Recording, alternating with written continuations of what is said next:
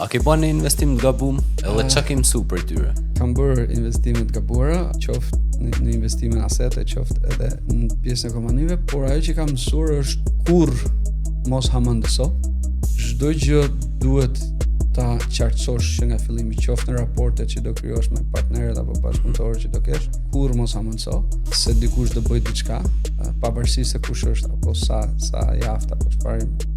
mirë është, domethënë mund të paraqesë karakteri i tij,